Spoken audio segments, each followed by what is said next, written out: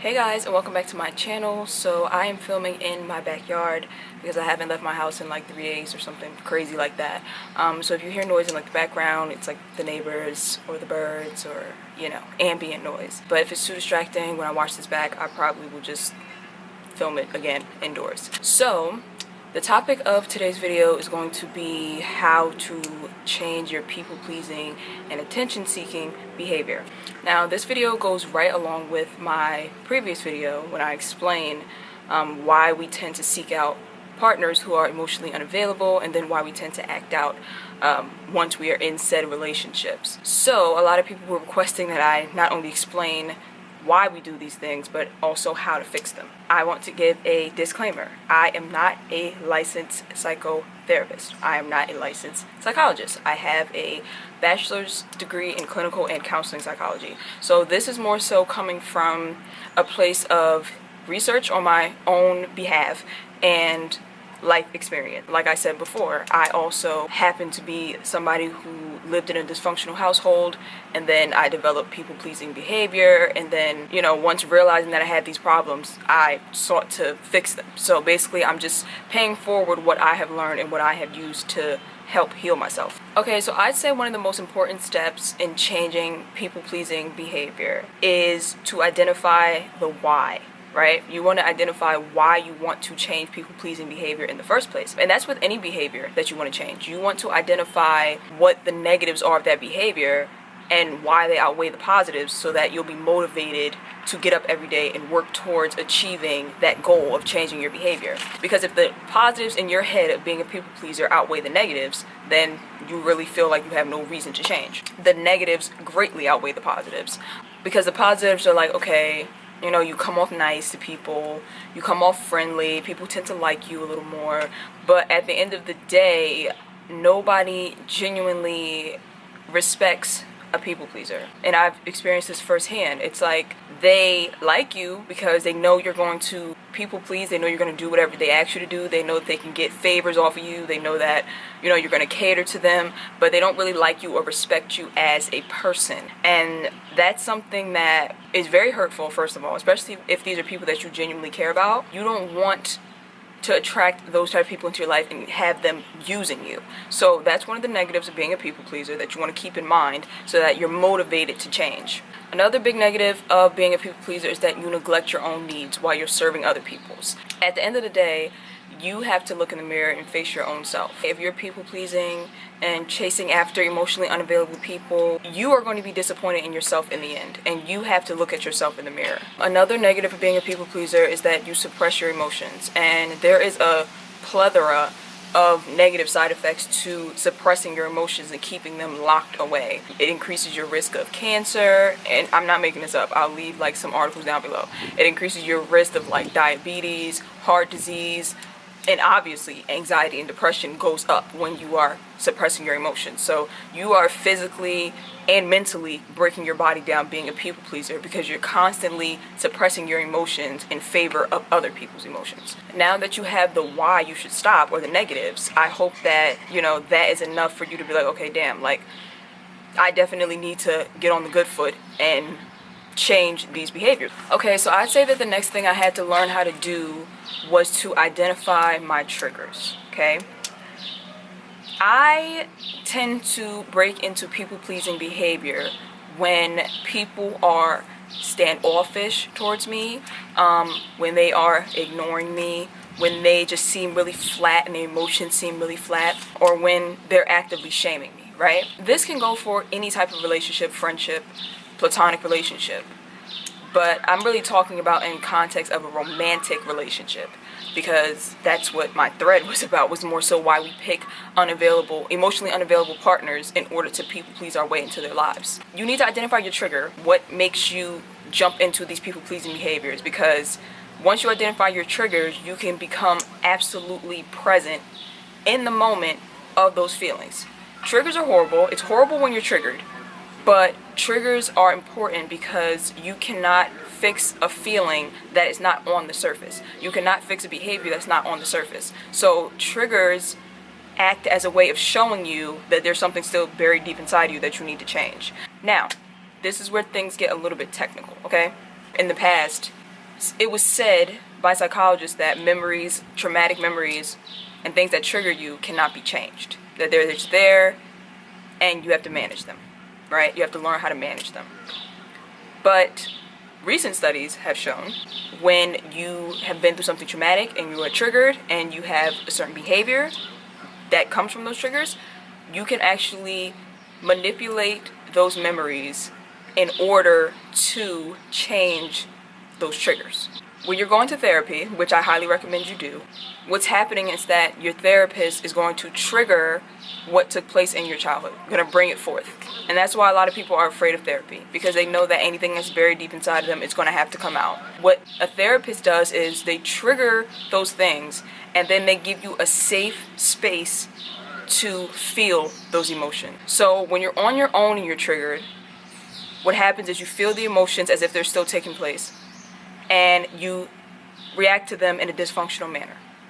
But when you're in therapy, you have somebody who's being empathetic towards you, and you're in a safe space, so it actually manipulates that memory so that you experience what was going on, but you feel safe in the process, so it turns down your triggers. And I hope that makes sense. Not because I don't think you guys can follow along, because you can, but I hope it makes sense because I'm trying to explain it the best way I know how in my head, and I hope it's coming across correctly. So I say that to say that when you are triggered, a good method that I like to use outside of therapy is to give myself that empathy, right? It's like a therapist is there to give you that empathetic space, but if you are not going to therapy, you don't want to go to therapy, or you can't afford therapy, you can give yourself that empathetic feeling or that safe space to an extent. So whenever I'm triggered by my people-pleasing behavior, when my boyfriend is like ignoring me or being flat with me or just being rude and disrespectful to me, because I'm choosing emotionally unavailable partners, as I said in my last video, when that's happening, instead of jumping into people-pleasing, I'll take some time to sit back and center myself and okay, I'm triggered. I'm aware that I'm triggered, right? So being aware in the moment is the first step. And then I'm just feeding new information into this memory, right? The memory's there, it's at the surface. And I'm just okay, this person's ignoring me, it hurts. Instead of people pleasing, though, I'm going to look at myself and say I'm worthy of more than this. I'm worthy of better than this. If they don't like me unless I'm tap dancing for them, then they don't deserve me. And then I just start to feed these positive thoughts into that moment. And it's almost like soothing to my inner child. It's kind of like your inner child is crying out for, that love and that attention from the person. And instead of indulging in it, you just turn inwards and you kind of rock that inner child back to sleep. Which, like I said, I'm going to have a video on, this more in depth. It's almost like you just become 100% present within yourself. And Teal Swan has a video similar to this technique that explains it more in detail, so I'll leave that down below too. But yeah, you just become so present within yourself and you give yourself that love and empathy that you didn't get as a child. It's like, there's that phrase, you become the person that you needed as a child. And it's literal, because you literally can change and manipulate those memories when they are triggered within you. So then the triggers start to turn down until they're not there anymore.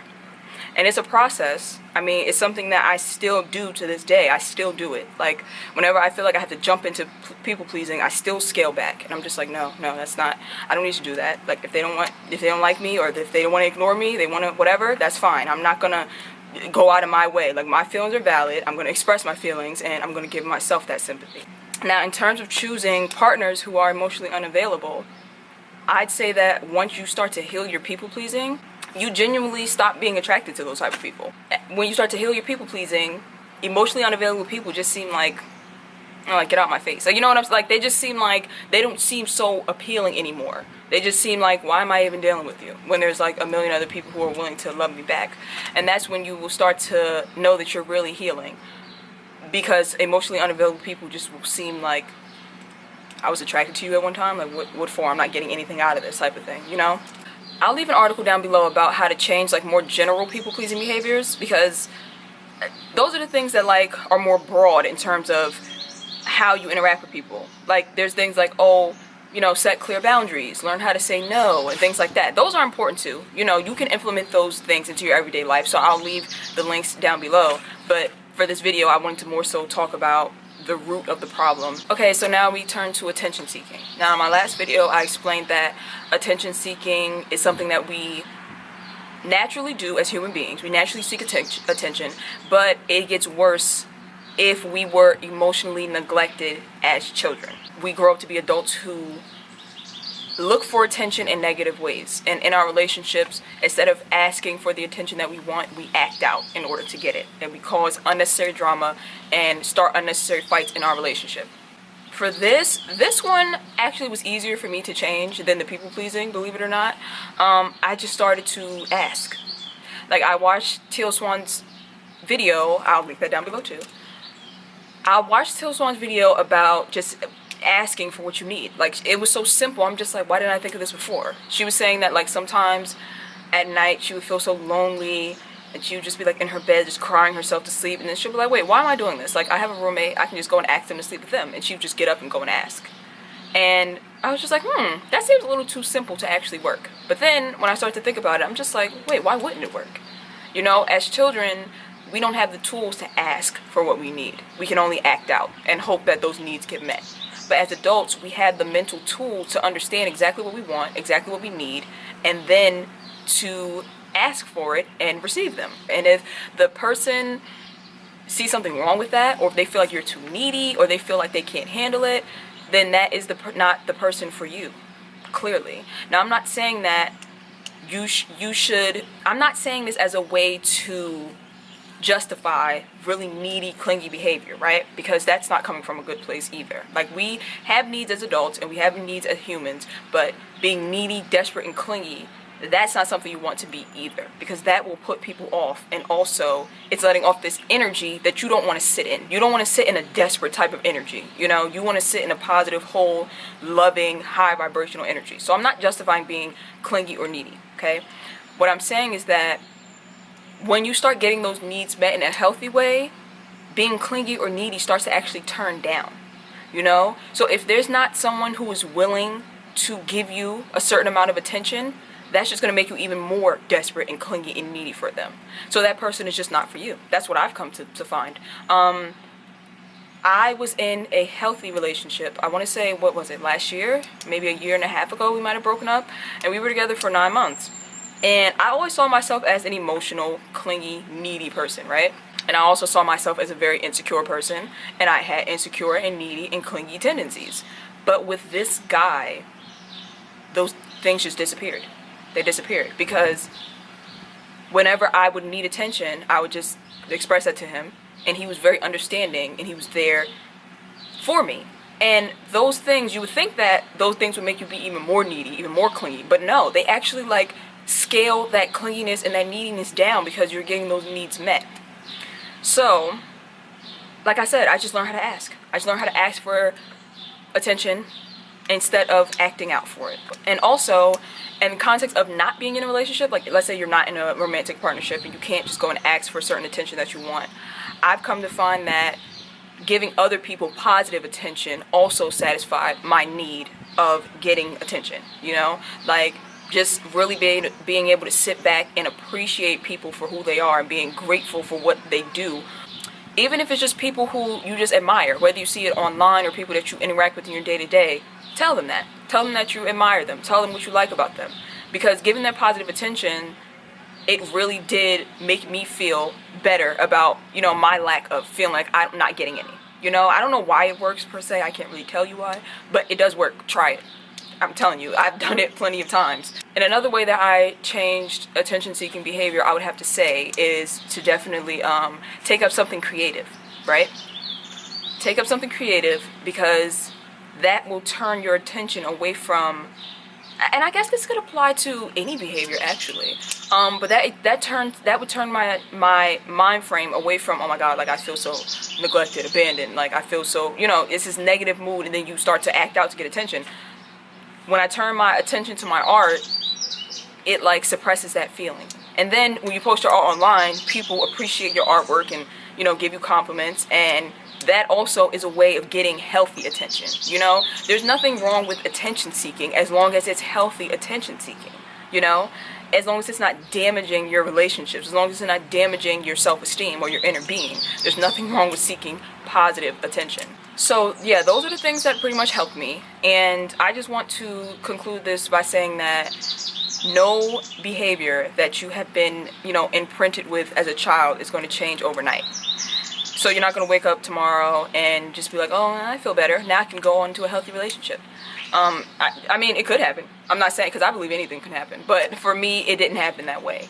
I have to actively work at reprogramming my mind, which is why I have a video on the how to change the subconscious mind coming more in detail. But it's worth the journey, or it's worth the effort, because once you start to practice these behaviors over and over and over, they become something that's embedded in you, and then your self-esteem will raise. You'll have more respect for yourself, and you will attract more loving, caring people. And the people who don't love you, or who do make you people please your way into their lives, are going to start to disappear. And that is okay. That is okay that they're disappearing. In the beginning, it's going to feel like you're losing people. It's going to feel like, oh my God, like, people that I love, they're just not here anymore. But you got to understand, these people don't really love you. Like, there are people who literally are just around you to take from you. And once you start to love yourself and elevate, those people are going to disappear. It's inevitable that they're going to disappear. And you're going to start attracting the love that you deserve. Just because in childhood you got dealt a shitty hand, you know, that doesn't mean that for the rest of your life you have to put up with that, because you didn't ask to be born into that type of family. You didn't ask, you know, to be emotionally neglected. And a lot of the times our family members, they were emotionally neglected themselves, so they couldn't even give you what they didn't have. So it's not even a blame game, but it's more so like, okay, that's what happened. Now how do I get past it? Because I deserve to live a good life. I deserve to be loved, and I deserve to be happy. Period. So I hope that this was helpful. I really do. I hope that my thoughts came across correctly, and I wish you all the best in your healing journey. I will be doing another video on how to reprogram the subconscious mind, because it really is a very interesting subject. It's like, it's mind-blowing and it's life-changing. So look out for that, and subscribe and like this video if you found it helpful. And like I always say in my videos, comment down below, share your story, share your thoughts, vent, do whatever you want to do in the comment section, so that we can support and uplift each other. And I will see you guys in the next one. Bye.